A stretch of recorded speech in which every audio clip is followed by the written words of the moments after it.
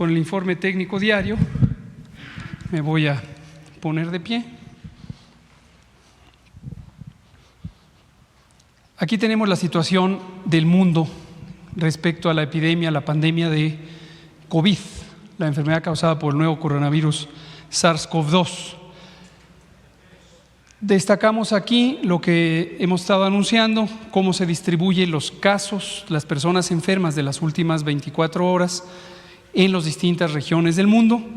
Europa va a la baja, lo cual es una buena noticia para Europa y también con consecuencias positivas para el mundo. La región de América va a la alza, en la medida en que son epidemias más recientes. Aproximadamente un mes después, los países de América, excepto Estados Unidos, entramos un mes después a la epidemia. La proporción, 3/4 partes de las personas han sido infectadas con el virus en los últimos 14 días.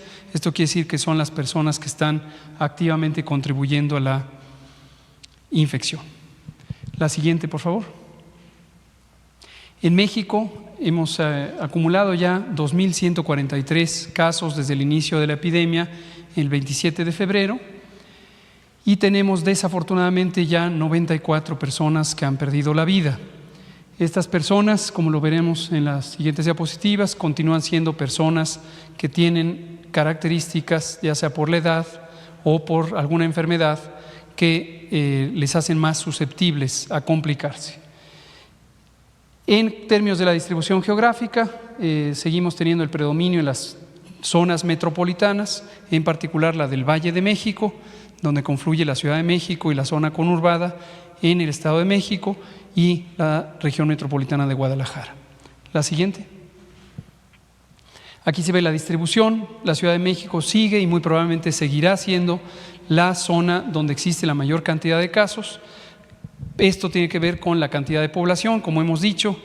En la zona metropolitana del Valle de México está casi 1/4 parte de la población del país. La siguiente, cuando lo vemos con respecto a el tamaño de la población, es decir, los casos por cada 100,000 habitantes, que es la tasa de incidencia acumulada, vemos que la Ciudad de México tiene un claro predominio con 6.21 casos de enfermedad COVID por cada 100,000 habitantes. La siguiente. La distribución de edad es la esperada, donde tenemos un predominio de las personas adultas mayores, y ayer comentábamos sobre este contraste respecto a la región europea, en donde en la región europea claramente las personas adultas jóvenes tienen una frecuencia baja en los casos que se complican. En cambio, en México encontramos personas que se complican teniendo edades menos avanzadas, menos de 60 años. La siguiente, por favor. Lo que se ve en esta distribución está la distribución de los casos que han tenido enfermedad hospitalizable, es decir, personas que tienen suficiente gravedad de la enfermedad para necesitar hospitalizarse, y aquellas que se han tratado en forma ambulatoria, de hecho se han ido a casa para observar su aislamiento o su preventivo, su resguardo. Y las personas que están representadas por estas barras amarillas en distintas categorías de edad, 29, 25, 30, 35, etcétera, años, son las personas que tienen mayor frecuencia de complicaciones. La siguiente. Esta es la distribución de los casos graves. Como podemos ver ahí, el 12.5% son personas con enfermedad grave y se encuentran estables, aunque hospitalizados, casi 10%, y el 77% prácticamente se encuentra en forma ambulatoria. La siguiente. La edad, como dijimos hace un minuto, predomina en las personas que desafortunadamente han perdido la vida, se encuentra hacia la parte de edad avanzada, pero notoriamente con respecto a otros países tenemos adultos relativamente jóvenes, como estas personas de 40 a 44, 45 a 49, hasta los 59 años, que también muy triste y desafortunadamente perdieron la vida. Y lo que encontramos se ve en la siguiente diapositiva con el resumen de, bueno, esta no, la siguiente, este es simplemente por entidad federativa, cómo está la letalidad. Lo que vemos, ahorita lo pongo en un minuto, es las características de las personas, cuáles son las enfermedades crónicas que no han cambiado desde el inicio de la documentación de esto en México. Ahora veamos la letalidad. A diferencia de lo que se ve en el número de personas que han fallecido, en donde claramente donde hay más población hay más personas enfermas de COVID, y donde hay más personas enfermas de COVID hay un mayor número de personas que han perdido la vida. Entonces, para poder comparar realmente cómo está ocurriendo la enfermedad en las distintas entidades federativas, necesitamos esta medida que se llama letalidad. La letalidad es el número de personas que desafortunadamente han perdido la vida sobre o con respecto a, en comparación con las personas que se encontraban enfermas de COVID, y en este caso lo organizamos por entidad federativa. Quiero hacer notar algunos contrastes. Por ejemplo, la Ciudad de México, mientras que tiene la mayor cantidad de personas que han perdido la vida, no es la región donde existe la mayor letalidad. En cambio, algunos otros estados que están enunciados aquí sí encuentran las mayores letalidades, a pesar de que el número absoluto de personas que han perdido la vida es afortunadamente todavía muy pequeño. Estas cifras pueden ir cambiando a lo largo de las siguientes semanas, y no es raro que cuando hay pocos casos, la estimación, el cálculo de esta letalidad como una medida de la gravedad de la enfermedad varíe muchísimo, porque cuando son poquitos casos, con uno que aumente puede cambiar importantemente este índice. Entonces, todavía hay que estarlo observando por varias semanas antes de sacar conclusiones sobre el comportamiento de la enfermedad en las distintas entidades federativas. La siguiente, por favor. Cuando lo vemos por mortalidad, aquí me interesaría llamar su atención y la de la audiencia a la diferencia entre letalidad y mortalidad. Es un tecnicismo, pero creo que lo podemos comentar para que todo el mundo lo tenga presente, qué significa una cosa y qué significa la otra. Letalidad, como ya dije, es el número de personas que han fallecido por COVID divididas por el número de personas con COVID, y es una medida que informa sobre la probabilidad, el riesgo, el peligro de morir por COVID en distintas situaciones, por ejemplo, en las distintas entidades federativas. En cambio, la otra medida, que es esta, que es mortalidad, habla de la probabilidad de que alguien que vive en el país o que vive en cada una de estas entidades federativas le dé COVID y resulte en muerte.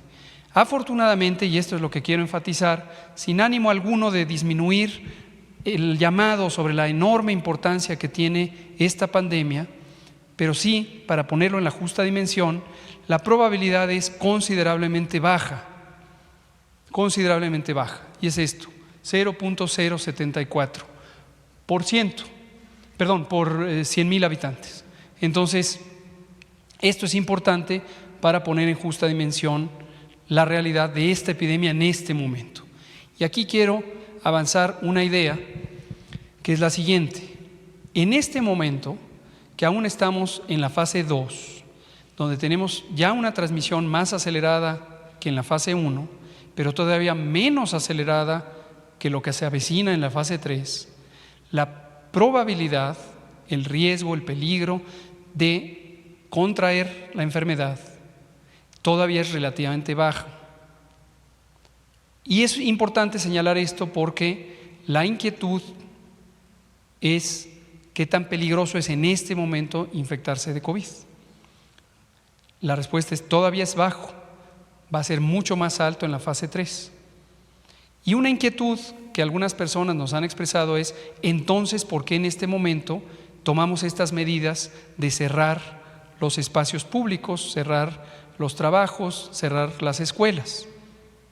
Les recuerdo, lo que estamos haciendo ahorita va a tener un efecto en algunas semanas próximas, donde vamos a tener la fase 3.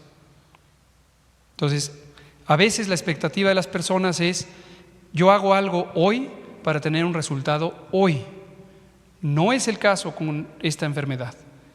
En este caso es, hoy tengo que actuar, y por eso decidimos desde el 23 de marzo iniciar la Jornada Nacional de Sana Distancia, que dura hasta el 30 de abril, porque lo que hagamos hoy, quedándonos en nuestra casa,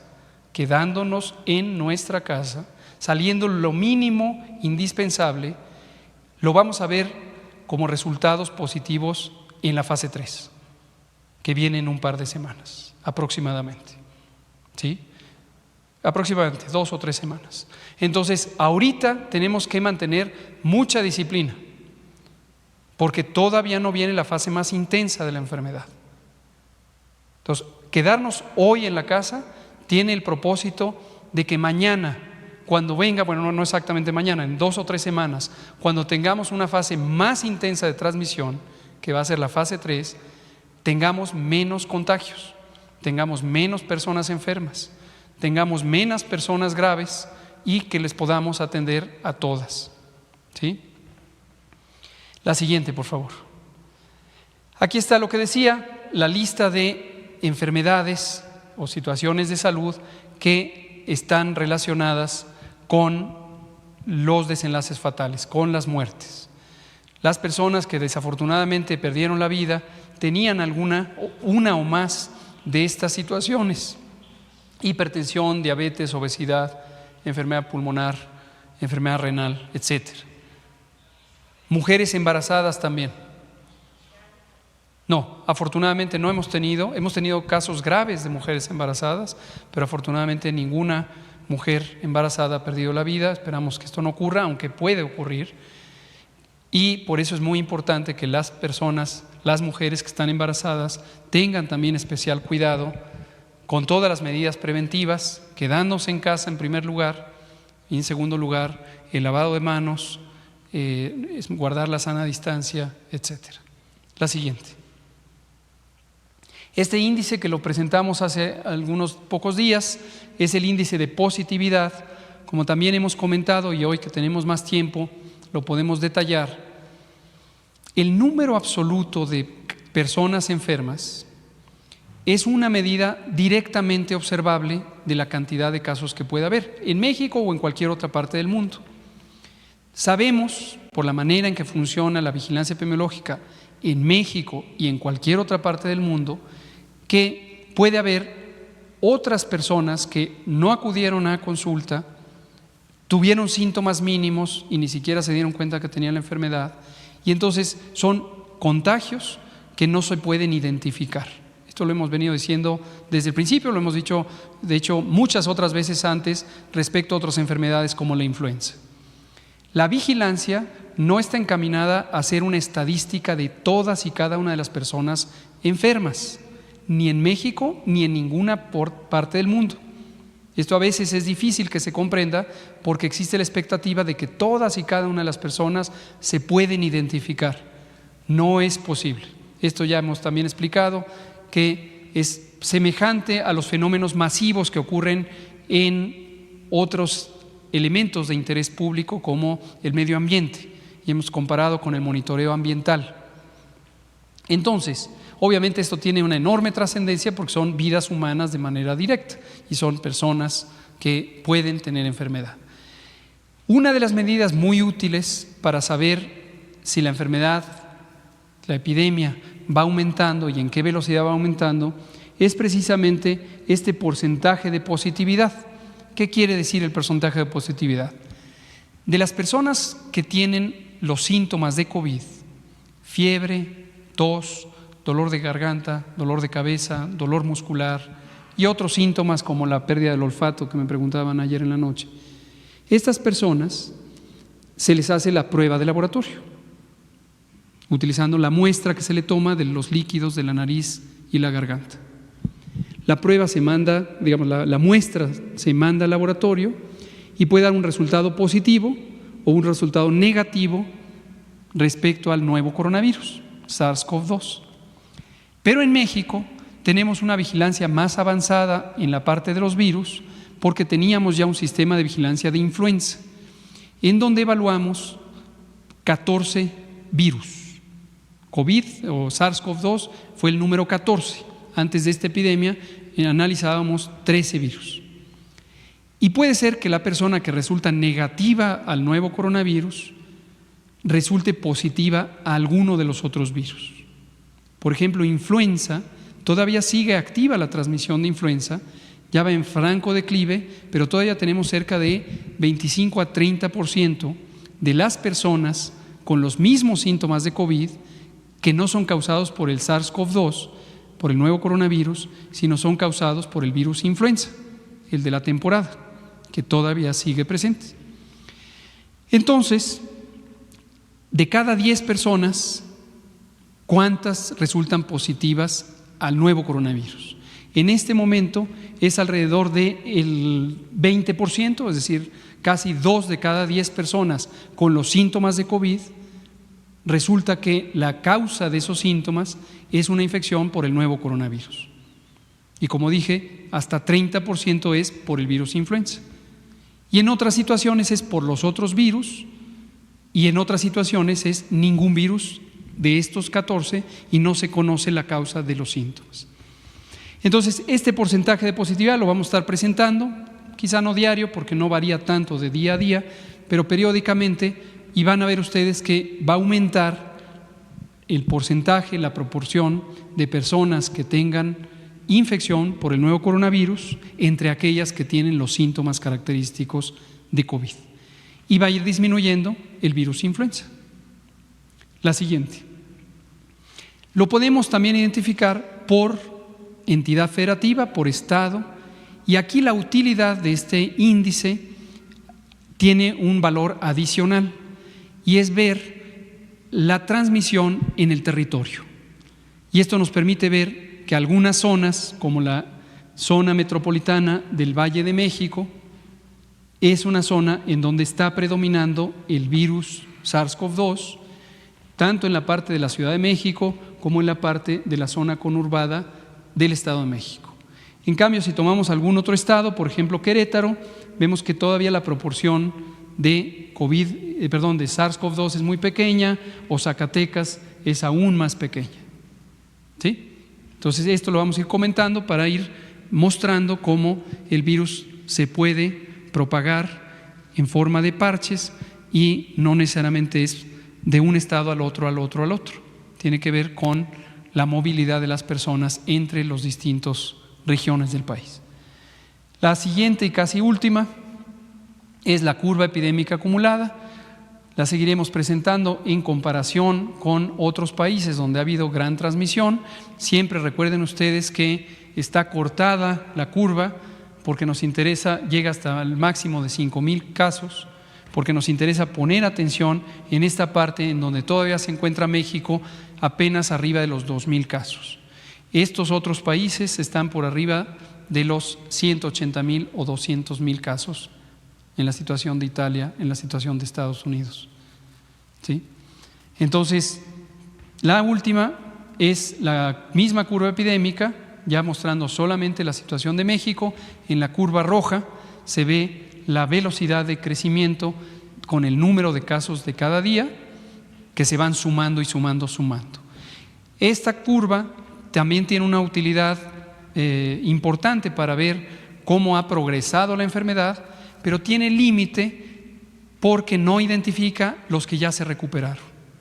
Conforme haya más casos que se recuperen, los informaremos. Ahorita no tiene caso porque es un número todavía muy pequeñito, pero conforme es apenas unos 40 o 50 casos, pero conforme se vayan acumulando casos recuperados, vamos a poder identificar en la gráfica cómo se van recuperando algunos, otros permanecen enfermos, otros aparecen enfermos. ¿Sí? Y en las barras en naranja se puede ver la curva epidémica, que son literalmente los casos que se van presentando cada día de esta enfermedad. Es la última. Muchas gracias.